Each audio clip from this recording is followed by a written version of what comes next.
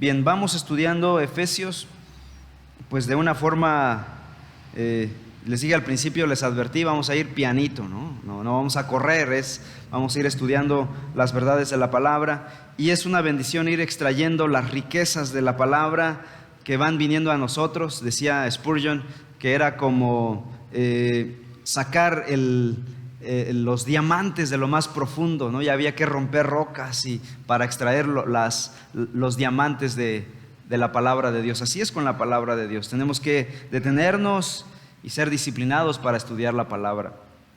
El problema es que a veces nosotros solemos distraernos, ¿no? Y puede ser que ya a estas alturas del capítulo 4 ya no tengamos ni idea de qué se trata el libro, ¿no? Al principio les di cuál es el tema principal del libro, les di un bosquejo general del libro, y la tentación o el peligro es que después de un mar de información ya no sepas ni en qué punto estás del mar, si estás en el norte, en el sur, en el oeste, en el este. Así que para eso vamos a hacer un paneo general de lo que hemos venido viendo. Efesios lo dividimos en dos secciones principales: capítulos 1 al 3 y capítulos 4 al 6. Hasta es simétrico, ¿verdad? Es un libro con 6 capítulos, mitad y mitad. La primera parte, el apóstol habla de las verdades fundamentales del Evangelio, la parte doctrinal, la parte teológica, podríamos decirlo así, hablando de que Dios tenía en mente crear un pueblo, un nuevo pueblo, una nueva comunidad que llamaría la iglesia. Esa fue el diseño de Dios desde antes de la fundación del mundo, antes que tú y yo naciéramos incluso. Dios predestinó a cada uno y eligió antes de la fundación del mundo para ser santos en su Hijo Jesucristo, en el amado, dice el capítulo 1. ¿De dónde haría esa nueva comunidad? Obviamente empezaría con Israel para traer a su Hijo Jesucristo, pero con la finalidad de bendecir a las personas de todo el mundo y crear una nueva comunidad de creyentes de todo el mundo, gentiles y judíos. No solo judíos y no solo gentiles. Así que no debe haber elitismo entre nosotros. Es una nueva comunidad de todo el mundo. Y dice que todos, tanto judíos como gentiles, somos iguales de pecadores. Estábamos muertos en nuestros delitos y pecados. Lo vimos en el capítulo 2. Pero aún así, Cristo murió por nuestros pecados. Por gracia sois salvos por medio de la fe. Y esto no es de ustedes, es un regalo que Dios nos da para creer en Él, dice el capítulo 2.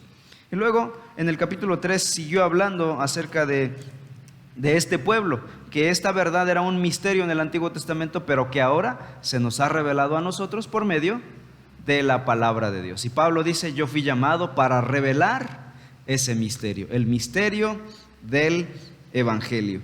Y ahí Pablo va a decir lo siguiente en el versículo 8, en el capítulo 3, versículo 8. A mí, que soy menos que el más pequeño de todos los santos, me fue dada esta gracia de anunciar entre los gentiles, ¿qué cosa? El evangelio de las inescrutables riquezas de Cristo. ¿Qué evangelio? Este que está exponiendo en su carta. Así que hemos titulado a Efesios el evangelio de las riquezas de Cristo. Y luego, en los capítulos 4 en adelante, ahora Pablo pasa a una sección práctica, donde todas las verdades doctrinales aterrizan en la vida del creyente. Es decir, esta es la nueva comunidad, la iglesia, y ahora dice, ¿cómo vive la iglesia? ¿Cómo actúa la iglesia? Y desde el versículo 1, el apóstol ha dicho: yo pues, preso en el Señor, les ruego que anden como es digno de la vocación con que fuisteis llamados. ¿Qué vocación? ¿A qué vocación fuimos llamados? A ser parte de esta nueva comunidad, a ser parte de una nueva familia. Somos nuevas criaturas, ya no somos las mismas criaturas de antes. Y Pablo va a empezar a mencionar cómo vive la nueva comunidad, con toda humildad, versículo 2, y mansedumbre, en paciencia, con amor, versículo 3, solícitos en guardar la unidad del Espíritu. Y luego hace una especie de reapunte doctrinal para decir, todo esto viene del Dios y Padre. Versículo 6, un Dios y un Padre de todos, el cual es sobre todos y por todos y en todos. ¿Sí? Y después viene esta sección en la que nos hemos detenido, ¿verdad? Hemos estado ahí ya varias semanas, desde el versículo 7 hasta el versículo 16. Y aquí estamos viendo que Cristo le regala a su iglesia dones espirituales. Ya hemos estado hablando de los dones espirituales ya hace unos días, unos domingos atrás, y hemos visto en la primera sección, versículos 7 al 11, que 7 al 10, Cristo le da dones a cada individuo, a cada creyente. Pero en el versículo 11, Pablo dice que ahora Cristo le regala algo a la iglesia como cuerpo, como corporativo. ¿Qué le da a la iglesia Cristo Jesús? Le da ciertos hombres. Son regalos para ella, para la iglesia. ¿Quiénes son esos hombres? Versículo 11. Apóstoles, profetas, evangelistas, a otros pastores y maestros. Estos son regalos de Dios para la iglesia. Así que una iglesia es bendecida de dos maneras. Uno, individualmente. Cada creyente recibe un don espiritual para servir a otros, para edificar a la iglesia de Cristo. Pero la iglesia en conjunto, como cuerpo, como corporativo, recibe el regalo de estos hombres, aquellos líderes que han de guiar a la iglesia. Y estos hombres son puestos por Dios. Hermanos, cuando una iglesia recibe de Dios, que Dios ponga hombres para bendecir su iglesia con la enseñanza, la dirección, el liderazgo, el pastorado, eso es un regalo. Es una maldición cuando hombres se autonombran, se autoimponen, autoritariamente dirigen bajo su propia sabiduría humana, terrenal, diabólica, guían a la iglesia como una mera institución, como un mero organismo muerto, y quieren lograr para sí sus fines personales, usar a la iglesia como plataforma para cumplir sus propios sueños de grandeza, de fama y de dinero, que básicamente son las tres cosas por las que estos hombres se autoimponen. Pero cuando Dios pone hombres y regala hombres fieles a la palabra, esa es una bendición, hermanos. No es una carga, es una bendición. Y bien, hoy estamos viendo el versículo 11, nos hemos detenido desde el domingo antepasado para ver el versículo 11. Hemos estudiado ya quiénes son estos hombres: apóstoles, profetas y evangelistas. Pero hoy vamos a ver el último: pastores y maestros. ¿Ok? ¿Estamos listos? Bien, hablemos de ello. Entonces, Cristo regala a su iglesia estos hombres. Estos líderes son regalo de Dios para su iglesia: apóstoles, profetas, evangelistas, pastores y maestros. La palabra pastor aquí en el versículo 11 es la traducción de una palabra griega, poimen. La palabra griega poimen, ¿qué significa? Pastor de ovejas. O sea, fue tomado analógicamente de la vida agrícola y campesina de los judíos. Recuerden que ese pueblo era básicamente ganadero y agricultor. Entonces, todas las metáforas del Nuevo Testamento y del Antiguo Testamento son metáforas agrícolas y ganadería, ¿no? Ves la vid, ves la higuera, ves los borregos, ves el ganado. En todo el lenguaje está lleno de una riqueza de este contexto agrícola y ganadero del pueblo de Israel. Entonces la palabra pastor viene del pastor de las ovejas. El Salmo 23 es un ejemplo claro de un pastor de ovejas. Y dice que ahí el buen pastor es Dios, es Jehová. La palabra poimen o pastor hace énfasis en el cuidado, la protección, incluso el liderazgo que se da a las ovejas. Analógicamente, es el cuidado, la protección y el liderazgo que Dios o que el hombre de Dios da hacia el rebaño de creyentes. Así que si el líder es comparado con un pastor de ovejas, ¿los creyentes con qué son comparados? Con las ovejas. Así que si ya se estaban riendo de mí, ¿no? La analogía es equivalente, ¿no? El énfasis aquí en Efesios está en otro término que le agrega. Dice pastores y maestros. Efesios agrega el término didascaloi o maestros, que tiene que ver con la función principal del pastor. Interesante, ya está uniendo dos cosas, es pastor y es maestro. Pero la palabra pastor es realmente un adjetivo aquí, es decir, el adjetivo que califica al pastor. ¿Qué hace el pastor? Es un maestro.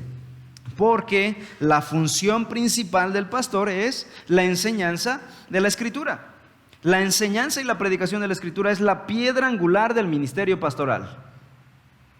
Y hoy vamos a enfatizar esto. Nada más nos vamos a dedicar a estas dos palabras en toda la predicación, porque es muy importante dejar en claro esta realidad. Si el pastor de una iglesia local no tiene la gracia, no tiene el llamado y la convicción clara de el entendimiento de la Escritura, no podrá pastorear a la iglesia. Dios levanta a hombres y los capacita para poder enseñar la Escritura, porque la Escritura es la que da forma a la iglesia. ¿Qué es lo que forma al cuerpo de Cristo, a la iglesia? No son nuestras ideas, no es lo que dice enlace, no es lo que dice fulano de tal, no es lo que dice aquella persona, es lo que dice la Escritura, no es lo que dice la tradición. Y si no sabemos exponer la Escritura, estamos destinados al fracaso. La palabra de Dios forma a la iglesia, no la iglesia forma a la palabra. ¿Quién obedece a quién? La iglesia se somete a este libro santo de Dios. No, este libro está sujeto a la iglesia, hermanos. Como dice la iglesia tradicional, la autoridad absoluta es la iglesia. Es contrario a eso.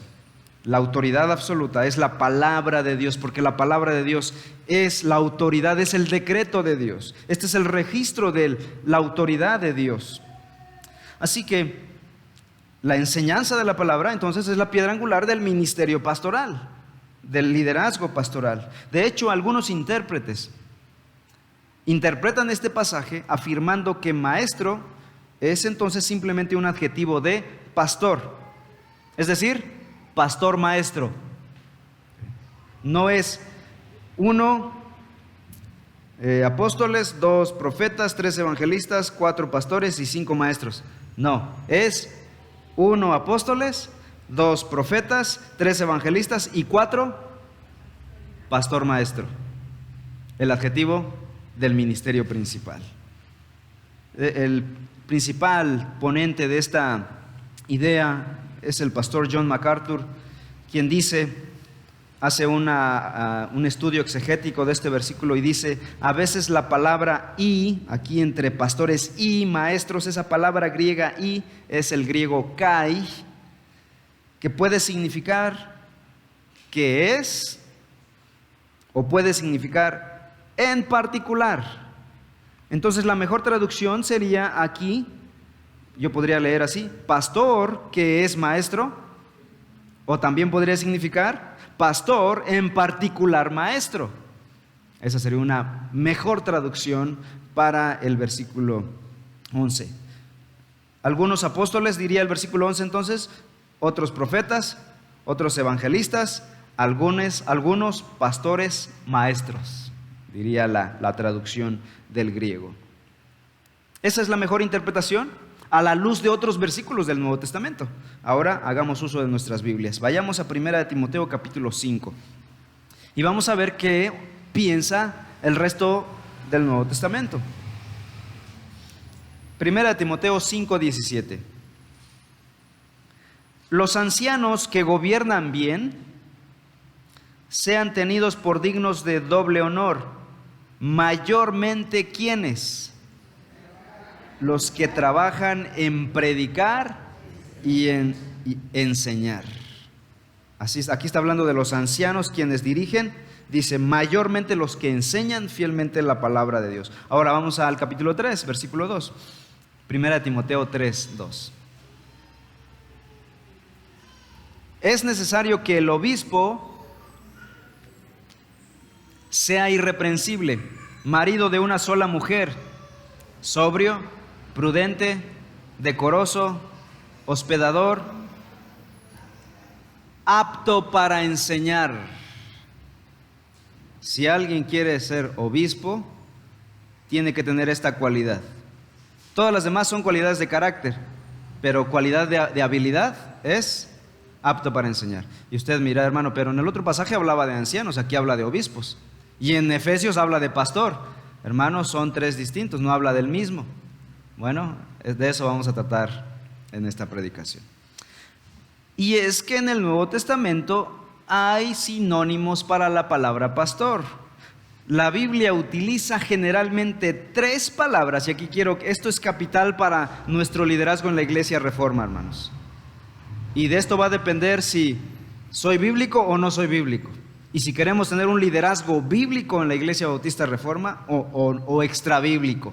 Así que, hermanos varones, a quienes Dios puso aquí y Dios puede levantarlos como líderes, escuchen bien, esta enseñanza es para toda la iglesia, pero principalmente varones. La Biblia utiliza tres palabras para nombrar a estos líderes: anciano, obispo y pastor. La palabra anciano es del griego presbítero. La palabra obispo es del griego episcopo. Y la palabra pastor, la palabra griega, poimen. Y la evidencia bíblica textual indica que estos tres términos son simplemente sinónimos, que se refieren al mismo oficio. Es decir, son los mismos oficiales, no son tres distintos. Un buen ejemplo de esta realidad que estamos tratando, de que las tres palabras son sinónimos y se refieren a la misma persona, al mismo oficial, básicamente están en dos pasajes. Vamos al primero. Vamos a Hechos capítulo 20.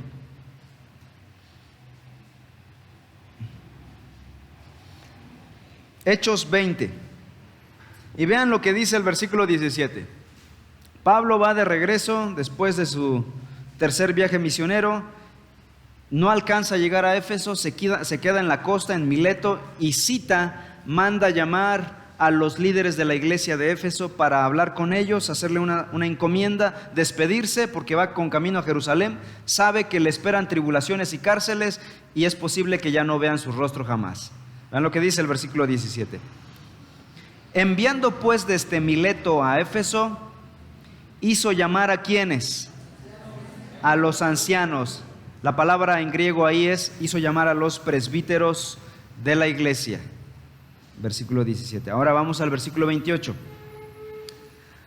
Les dijo, entre otras cosas, entre otras recomendaciones: por tanto, mirad por vosotros, presbíteros, ancianos, y por todo el rebaño en que el Espíritu Santo os ha puesto por obispos. ¿Quiénes son los que fueron llamados aquí? Son los ancianos. ¿Cómo les está llamando ahora Pablo? Obispos, en griego episcopos. O sea, los ancianos también son obispos. ¿Para qué? Dice Pablo. Para apacentar. La palabra griega es poimaino, de donde viene poimen, pastor. Es decir, para apacentar, para pastorear la iglesia del Señor, la cual Él ganó con su propia sangre. Las tres palabras juntas, ¿son tres personas distintas? Son las mismas palabras. Los ancianos son llamados obispos que pastorean. Así que anciano, obispo y pastor en este pasaje son vistas como términos sinónimos. Ahora vamos a 1 de Pedro capítulo 5.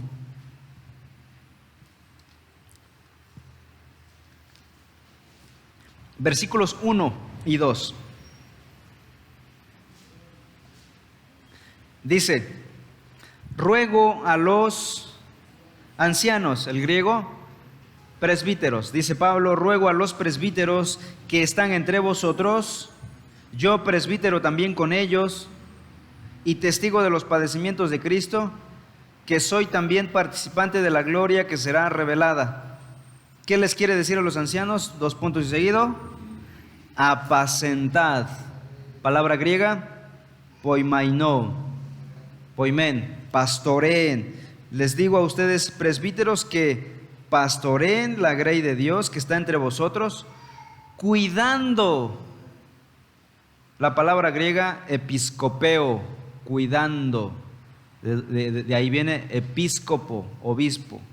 Es decir, sobreviendo, supervisando de ella, no por fuerza, sino voluntariamente, no por ganancia deshonesta, sino con ánimo pronto. En estos pasajes, entonces, son dos ejemplos nada más. No podríamos ver todos los ejemplos que hay en el Nuevo Testamento. Presentan los tres términos juntos y como sinónimos.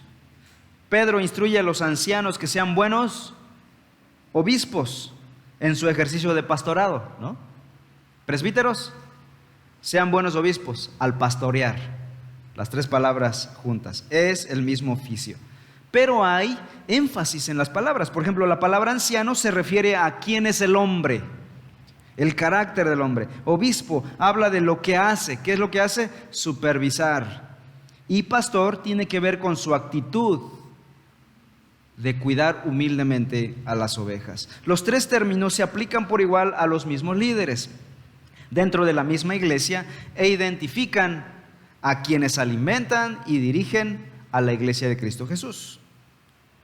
Pero obviamente hay ciertos enfoques, ciertos énfasis en cada palabra, y vamos a ver esos enfoques de cada uno de ellos. Muy bien. Todavía no termino, hermanos. Sé que es tedioso un estudio técnico como este y uno quisiera decir, hermanos, yo ya quisiera ir a dormirme cuando lo escucho hablar griego. Pero tengan paciencia, hermanos, por favor. Vamos a profundizar en estas cosas. Analicemos el primero. Episcopos. ¿Cómo se traduce? Obispos. Así es. Episcopo significa supervisor. Y bueno, la traducción más común en español ha sido obispo, pero literalmente sería supervisor. Y se utiliza 5 veces en el Nuevo Testamento.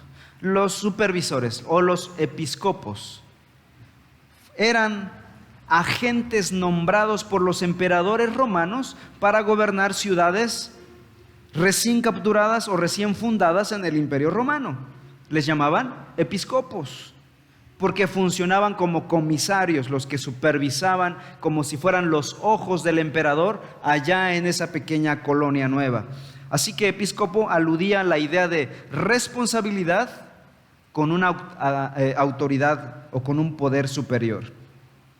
Pues Pablo y los escritores del Nuevo Testamento usan esa palabra griega del contexto romano y lo introducen a la iglesia para referirse a los líderes y les llaman episcopos. Así que los cristianos gentiles, cuando entraron a la iglesia, se convirtieron y entraron a la iglesia cristiana, obviamente conocían el término.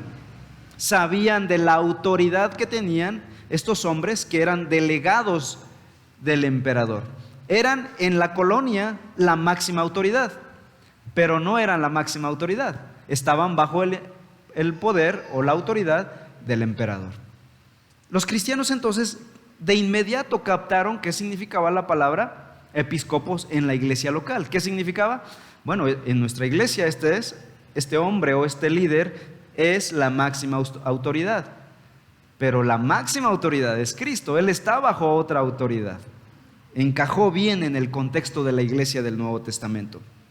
Así que el obispo o supervisor del Nuevo Testamento jugaba un papel único en el liderazgo de la iglesia y tenía la responsabilidad específica de enseñar, como dice 1 Timoteo 3:2, también alimentar, proteger y sostener al rebaño, según Hechos 20:28, versículo que ya leímos.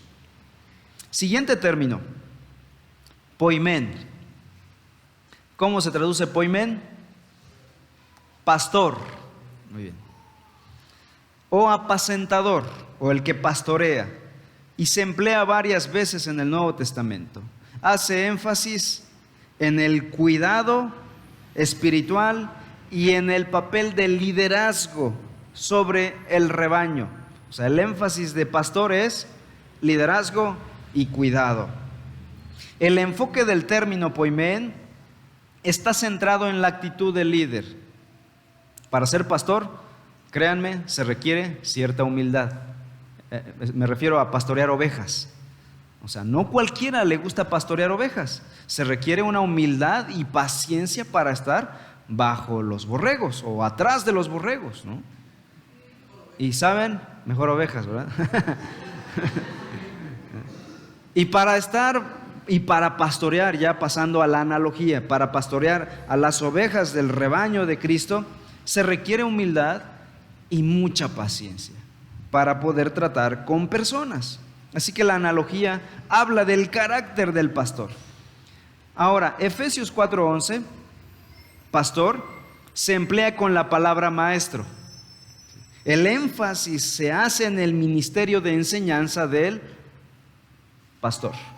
Es decir, el mejor cuidado que un pastor pueda dar a sus ovejas, hablando ya analógicamente, es enseñándole la palabra de Dios. Bíblicamente, a la luz de las Escrituras, amados hermanos, el pastorado se cumple plenamente cuando se enseña la palabra de Dios. ¿Cuál es nuestra concepción de pastor en América Latina? Es aquel que visita cada semana a todos los creyentes de la iglesia. Y si no visita, no es un pastor. Esa es nuestra concepción. No importa si predica o no predica, si nos enseña, nos está enseñando herejías, pero me visita. No me está alimentando bíblicamente, pero me visita. Hermanos, ese ha sido un error en América Latina. Y por eso las iglesias en realidad han sufrido o han crecido de forma desnutrida, porque el alimento bíblico no se les ha llevado. No estoy diciendo que visitar sea precisamente malo, pero no es la prioridad del ministerio del pastor. La prioridad del ministerio del pastor es la enseñanza de la palabra de Dios. El testimonio del hermano John MacArthur, cuando llegó a su iglesia, a Grace Community Church en California, en el año 69, era un jovencito apenas. Y una de las cosas que le pidió a los ancianos de la iglesia Grace fue esta: quiero pedirles que me den el privilegio de estudiar 35 horas a la semana para traerles alimento sólido a la congregación cada domingo. Y los ancianos se reunieron, oraron y platicaron. Y curiosamente, contra todos los pronósticos, los ancianos aceptaron y dijeron: sí, aceptamos. Era una iglesia pequeñita. De hecho, tenían su edificio en otro campus. Era una iglesia pequeña. Este testimonio lo contó el hermano John MacArthur 10 años después, en el 79. Y dijo: agradezco a Dios porque los ancianos se sujetaron a mi liderazgo y me dieron el privilegio de estudiar la Escritura, de sentarme en la semana 35 horas para investigar, interpretar las Escrituras, hacer exégesis bíblica, escribir y predicar la palabra de Dios. En 10 años la iglesia ha crecido y se ha multiplicado increíblemente. Yo no lo he hecho, solamente he sido fiel a la palabra de Dios. Hermanos, el llamado principal del obispo, pastor, anciano de una iglesia local es el llamado a la enseñanza de la Escritura. La piedra angular del ministerio de un pastor es la enseñanza. Y si ustedes me lo permiten, amados hermanos, sentarme en mi oficina a estudiar varias horas para traerles palabra fresca y delegar a otros varones de ustedes y encargarles a ustedes tareas prácticas de la iglesia, podríamos crecer inimaginadamente, porque la obra de Dios es para toda la iglesia. De hecho, ¿qué sigue diciendo el pasaje? Versículo 11 dice: y Él mismo, o sea, Cristo Jesús, constituyó unos apóstoles, a otros profetas, a otros evangelistas, a otros pastores y maestros. ¿Para qué? Versículo 12: a fin de perfeccionar a los santos para la obra del ministerio. ¿Cómo los perfeccionamos? Enseñándoles la palabra de Dios, equipándolos para que hagan la obra del ministerio. ¿Quiénes van a hacer la obra del ministerio? Los santos, la iglesia, está diciendo aquí Pablo, para la edificación del cuerpo de Cristo, hasta que todos lleguemos a la unidad de la fe y del conocimiento del Hijo de Dios, a un varón perfecto, a la medida de la estatura de la plenitud de Cristo. ¿Cómo llegamos a ser como Cristo? Estudiando, conociendo y haciendo las verdades de la palabra de Dios. ¿Quién hace el ministerio? Todos. Ese concepto errado y viejo en América Latina de que el que hace todo es el pastor, no ha funcionado durante siglos. Hermanos, es hora de obedecer a la palabra de Dios. Es hora de echar a andar los principios bíblicos y veremos la obra de Dios en nuestras vidas. Si ustedes me lo permiten, quiero equipar a la iglesia, quiero enseñar la palabra de Dios a la iglesia, quiero retar a los varones de esta congregación con sus esposas para que sirvan al Señor, para que crezcan en la palabra del Señor y ustedes hagan la obra del ministerio, la obra a la que Dios los ha llamado a hacer, y creceremos como no tenemos idea. Que el Señor bendiga si la iglesia obedece la palabra del Señor.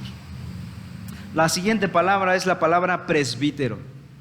La palabra presbítero se traduce como anciano. ¿Bien? Algunos están aprendiendo griego hoy, ¿no? La palabra anciano proviene del Antiguo Testamento en realidad. En Números 11 y en Deuteronomio 27 se refiere a los 70 ancianos de Israel que asistían a Moisés.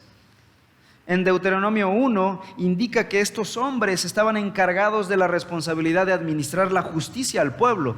Esa era una responsabilidad civil. En Éxodo capítulo 12 dirigían las actividades relacionadas con la Pascua y otros elementos de culto. Más adelante, los ancianos de Israel se involucraron ya de manera específica en el liderazgo incluso de ciudades en Israel. Sus funciones como ancianos en Israel eran básicamente resolver conflictos, dar orientación y supervisar en general los detalles de la vida social de Israel. En el Antiguo Testamento se refiere a ellos como los ancianos de la congregación, los ancianos de Israel, los ancianos del país, los ancianos de Judá o los ancianos de cada ciudad. Así los conocemos en el Antiguo Testamento. Pues esta palabra anciano del Antiguo Testamento pasa al Nuevo Testamento. Jesús usó la palabra anciano. En tiempos de Cristo, presbíteros era un término muy conocido para la iglesia. Por ejemplo, en Mateo 27 se habla de los principales sacerdotes y los ancianos de Israel. En la iglesia entonces del Nuevo Testamento la palabra ancianos o presbíteros era muy conocida para ellos, porque la iglesia era básicamente judía en sus inicios. Así que anciano era común y denominaba liderazgo. O sea, ¿qué evocaba en la mente de un judío la palabra presbíteros? Liderazgo. El uso de este término para describir a los líderes de la iglesia entonces hacía énfasis en liderazgo, en madurez y en experiencia espiritual que se demostraba en la fortaleza y en la sensatez de carácter moral. Presbíteros se emplea cerca de 20 veces en el libro de Hechos. Ahora, ¿por qué Hechos? ¿Por qué me voy a enfocar en Hechos? Porque Hechos cuenta la historia de los orígenes de la iglesia y del desarrollo de la iglesia primitiva. Desde los comienzos de la iglesia, fue claro que la iglesia necesitaría un liderazgo como de este tipo de ancianos, es decir, con fortaleza, madurez espiritual, para ejercer la responsabilidad de dirigir a la iglesia de Cristo Jesús. Por ejemplo, la iglesia en Antioquía. ¿Cómo funcionaba la iglesia en Antioquía? Fue la primera iglesia gentil fundada fuera de Jerusalén. Funcionaban a base de ancianos. Ocurrió un problema. Vino una hombrona en Jerusalén. ¿Y quiénes empezaron a tomar decisiones importantes? Los ancianos de Antioquía. Ellos pudieron haber dicho, la iglesia en Antioquía, ¿qué nos importa esa iglesia? Nosotros, nuestra propia iglesia. Pero los líderes, los ancianos, vieron la necesidad, convocaron a la iglesia para juntar una ofrenda y mandar a unos hombres a Jerusalén. ¿Y qué hizo la iglesia? Dijeron, ¿y tú quién eres para ordenarnos qué hacer? No, vemos en ese pasaje de Hechos 11 que la iglesia toda se sujetó al liderazgo de los ancianos. Estamos viendo aquí la iglesia en pañales, o sea, la iglesia bebé, pero ya están entendiendo que su liderazgo será a base de ancianos. Es claro entonces que los ancianos existieron desde el principio de la iglesia. Los apóstoles solo existieron en Jerusalén, hermanos. En el resto de las iglesias que se sembraron fuera de Jerusalén, en el mundo gentil, fueron dirigidas por líderes llamados ancianos.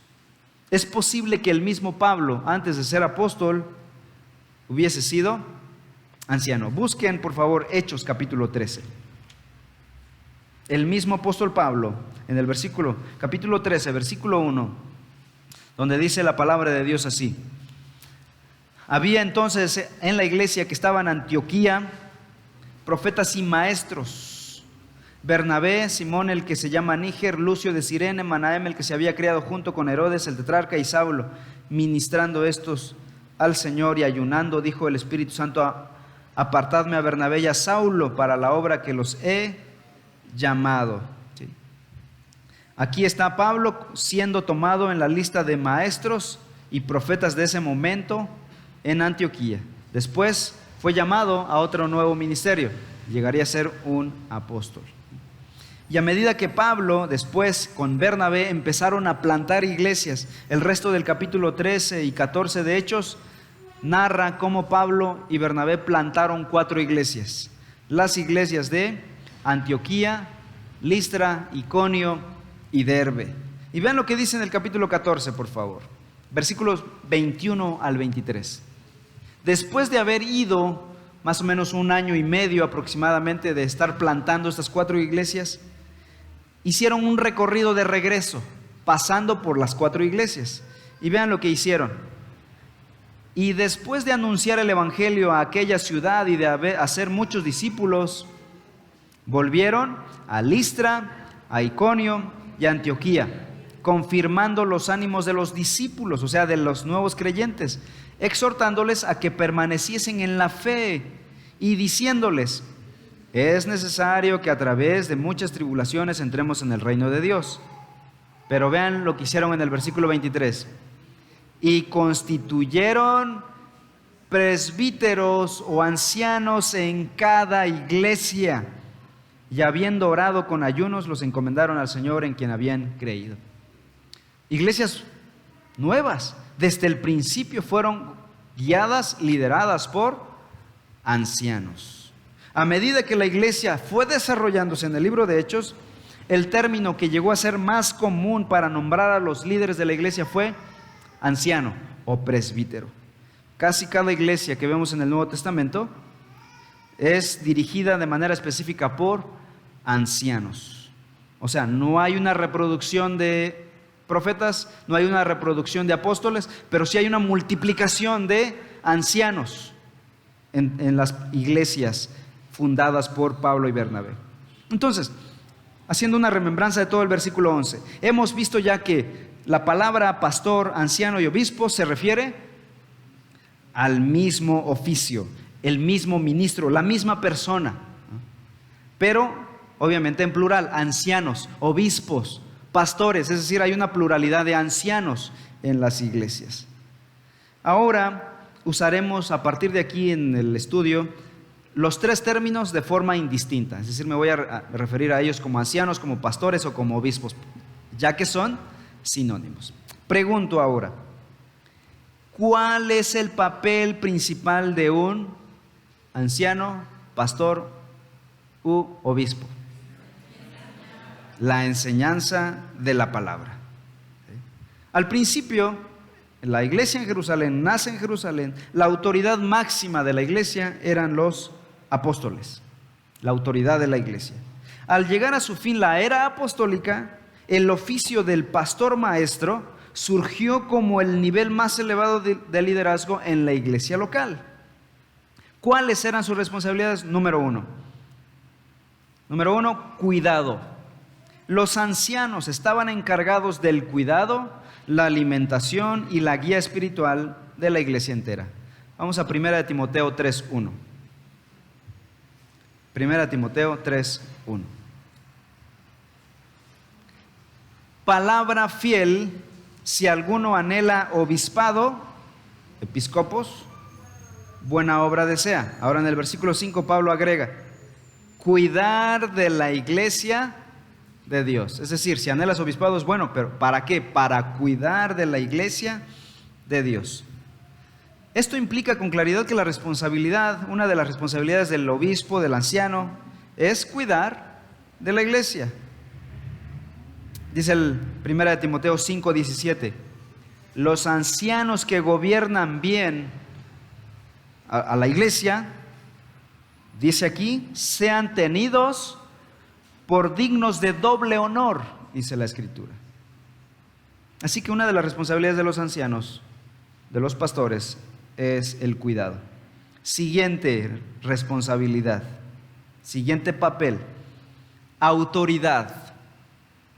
Los ancianos pastores son la autoridad máxima en la iglesia local, pero ¿de dónde procede su autoridad?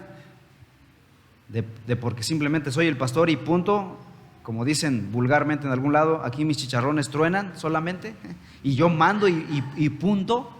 ¿De dónde viene mi autoridad? Hebreos 13, versículo 7. Hebreos 13, versículo 7.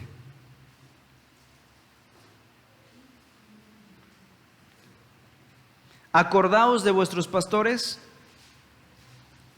que os hablaron la palabra de Dios, hablando de su función principal. Considerad cuál haya sido el resultado de su conducta e imiten su fe. Así es.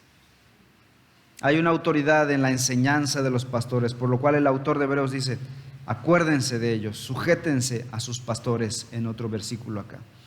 Otra responsabilidad del pastor, del anciano u obispo, es pastorear. Hechos 20:28, pasaje que ya leímos, dice, por tanto, mirad por vosotros y por todo el rebaño en que el Espíritu Santo os ha puesto por obispos para apacentar o pastorear la iglesia del Señor, la cual Él ganó con su propia sangre. Es decir, los líderes, los ancianos pastorean.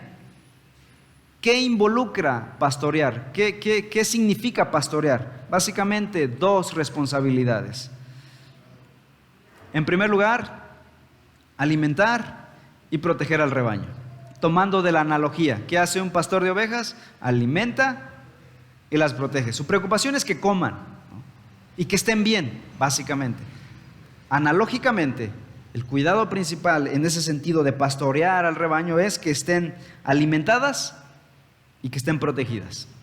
Y no hay mejor antídoto ni mejor guardián para proteger al pueblo del Señor que la palabra de Dios. Por eso, nuevamente, su función principal en la práctica es la enseñanza de la palabra de Dios. El pastor cuida al rebaño de Dios. Atención, no su propio rebaño, no su propia grey personal. Los creyentes, la iglesia, son la grey de Dios, 1 de Pedro 5:2. Y el anciano no es más que un mayordomo de Dios. No es mi iglesia. Algunos dicen, ¿dónde está tu iglesia? Bueno, tal vez por identificación, ¿verdad? Pero no es mi iglesia, es la iglesia de Cristo, donde yo sirvo como su mayordomo. Otras responsabilidades de los pastores es administrar o determinar las políticas eclesiásticas de la iglesia. De hecho, en eso estamos trabajando en este momento. Estoy trabajando con los estatutos de la iglesia. O sea, más adelante, cuando hablemos de la membresía, vamos a hablar de los estatutos de la iglesia. Qué sí se permite y qué no se permite en la iglesia de Cristo Jesús. Cómo elegir a un nuevo anciano, cuándo disciplinar a alguien, cómo operar en este caso, hablando de cuestiones financieras, etcétera, etcétera. Hay detrás una cuestión legal también. Otra responsabilidad es ordenar a otros ministros, según 1 Timoteo 4. También presidir, enseñar y predicar, exhortar y refutar. Y finalmente, la responsabilidad principal del anciano es enseñar. Los ancianos tienen la responsabilidad de predicar y de enseñar. 1 Timoteo 5:17. Dice el apóstol Pablo así: los ancianos que gobiernan bien sean tenidos por dignos de doble honor, mayormente los que trabajan en predicar y enseñar. determinan asuntos doctrinales para la iglesia. Es decir, los que enseñan determinan la doctrina de la iglesia. Por lo tanto, la habilidad, el don más importante que el pastor debe tener es la gracia y la capacidad para exponer y enseñar la palabra de Dios. De hecho, según los requisitos de un anciano o de un obispo, en 1 Timoteo 3, versículos 2 al 7, la cualidad más importante para el anciano es apto para enseñar. El que anhela obispado, dice Pablo ahí, buena obra desea, pero es necesario que el anciano sea irreprensible, marido de una sola mujer, etcétera, etcétera, y apto para enseñar. El hermano MacArthur, de hecho, dice que aquel que no tenga, y también Spurgeon lo dice en su libro Discurso a mis estudiantes, aquel que no tiene la gracia para enseñar la palabra de Dios, es muy probable que no sea llamado al pastorado, que no sea llamado a ser anciano. Pero no es tan malo. ¿Por qué? Porque hay una diversidad de dones que Dios ha dado a su iglesia.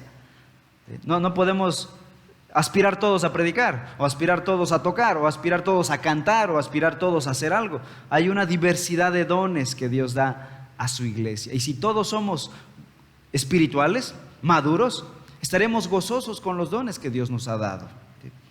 Todas las demás cualidades que se mencionan en estos pasajes tienen que ver con el carácter personal. Por ejemplo, Tito 1, 7 al 9 dice: porque es necesario que el obispo también pueda exhortar con sana enseñanza y convencer a los que contradicen la enseñanza bíblica. No siempre la palabra cae en buena tierra. No siempre los que oyen la palabra van a decir sí, así es, porque la Biblia lo dice. Gente se va a oponer a las verdades de la Escritura. Y debemos estar firmes en nuestras convicciones en la palabra de Dios. La amenaza de falsos maestros en la iglesia en el siglo I ya era grande, en tiempos del apóstol Pablo. Por lo tanto, el oficio principal para el liderazgo de la iglesia era el de ancianos, pero ancianos que tuvieran la capacidad de entender y enseñar la sana doctrina. En un mundo equivocado, los hombres de Dios que entienden la palabra de Dios son una bendición de Dios. Los ancianos o pastores, entonces, ocupan el eje focal de la obra de Dios en la iglesia del Nuevo Testamento. Hoy en día, en la actualidad, en el presente, por medio de su predicación, por medio de su enseñanza, de su exhortación, por medio de materiales escritos de pastores y otros ministerios, los ancianos, pastores, dirigen a los perdidos a Cristo, enriquecen nuestro conocimiento de Dios y de su palabra y nos animan a andar como es digno de la vocación con que fuimos llamados. Efesios 4:1. Por lo tanto, la Escritura dice de los ancianos, 1 Timoteo 5:17, no lo busquen, ellos son dignos de doble honor, mayormente los que trabajan en predicar y enseñar. Hebreos 13:17, obedeced a vuestros pastores y sujetaos a ellos, porque ellos velan por vuestras almas, como quienes han de dar cuenta, para que lo hagan con alegría y no quejándose, porque esto no es provechoso. Me ha tocado ver a muchos pastores en muchos lados servir en sus iglesias con muchas quejas, con mucha tristeza, con mucho dolor en su corazón, porque la gente no se le sujeta bíblicamente, porque la gente no quiere servir, no quiere trabajar. Esto no es provechoso, dice la palabra de Dios. Dice la palabra, obedeced a vuestros pastores, sujetaos a ellos. Y pastores, si se dan cuenta, la palabra obispos, pastores y ancianos se ha usado en el Nuevo Testamento de forma plural. Es decir, hay una pluralidad de ancianos. Y nuestra meta en Reforma, hermanos, es que lleguemos a tener una pluralidad de ancianos. Mi anhelo, mi oración es capacitar a cada uno de ustedes y ver en un futuro a más ancianos en esta congregación, para enseñar la palabra, para discipular, para liderar a la iglesia de Cristo Jesús. Mi meta no es perpetuar mi ministerio individual, personalista aquí. Mi meta es enseñar levantar, reproducir otros líderes de ustedes. Esa es mi oración. Conclusión. Todos los dones que Cristo da a individuos y a la iglesia son regalos de gracia. Son por la gracia de Dios, no porque lo merezcamos, no porque seamos buenas personas. Y tienen el propósito de edificar a la iglesia y traer nombre a la gloria de Dios. No tienen el propósito de ensaltar a un hombre, exaltar los dones de una persona, sino edificar la iglesia de Cristo en humildad, ser serviciales y glorificar el nombre de nuestro Dios. Mi pregunta para ti es hoy: ¿estás usando los dones que Dios te ha dado? ¿O vas a enterrar tus dones como aquel hombre que fue y enterró sus talentos?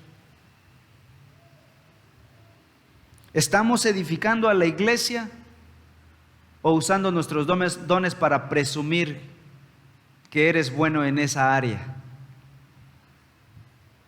Para poder usar nuestros dones, primero debemos conocer a Cristo como nuestro Señor. ¿Conoces a Cristo Jesús? ¿Has venido a Cristo en arrepentimiento y fe? ¿Has depositado tu fe en Cristo?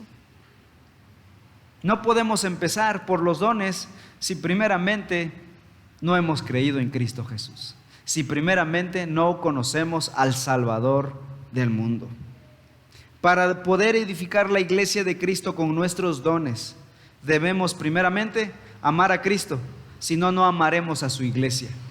No amaremos a los pecadores, nos desesperarán los pecados de los pecadores si no amamos a Cristo Jesús. Jesús le dijo a Pedro: Pedro, ¿me amas? Pedro dijo: sí te amo.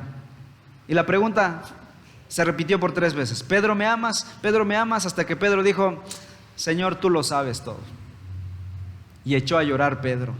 Pero Jesús le dijo: apacienta mis ovejas. Y es que Jesús quería asegurarse de que primero Pedro tuviera lo más importante: el amor a Cristo. ¿Me amas a mí como para poder soportar la iglesia de Cristo que te voy a dejar? Para liderar a la iglesia de Cristo Jesús. Ese es el elemento principal para ministrar a la iglesia de Cristo Jesús. ¿Amas a Cristo? Si lo amas, estamos empezando por buen camino. Oremos. Señor, tú diste un mandamiento claro y sin lugar a dudas cuando dijiste que la marca del verdadero discipulado era que nos amemos unos a otros. En esto sabrán que son verdaderamente mis discípulos, en que os améis unos a otros. Señor, te ruego que nos permitas amarnos unos a otros, que nos permitas amar a tu iglesia. Ayúdanos a amar a la familia de fe que nos has dado para poder edificarla con nuestros dones. Pero no amaremos a tu iglesia a menos que te amemos a ti primero, Señor. Te ruego, Padre, que pongas un amor especial, bíblico, honesto y genuino en nuestro corazón por ti, Dios. Ayúdanos a amarte, Señor Jesús. Tú nos has amado primero, por eso podemos amarte a ti. Nos has amado porque de tal manera amaste al mundo que enviaste a tu Hijo Jesús a morir por nuestros pecados. Señor, gracias por salvarnos de nuestra condenación eterna. Ayúdanos, Señor, edifica tu iglesia con tu palabra y ayúdanos a ser bíblicos en nuestra manera de pensar, de creer y de hacer las cosas en esta iglesia, para tu gloria y para la extensión del Evangelio en toda esta ciudad, que muchos pecadores lleguen al conocimiento del Evangelio y puedan ser salvos, Señor. Ayúdanos. Bendice a la iglesia, edifica a tu pueblo. En el nombre de Cristo Jesús. Amén.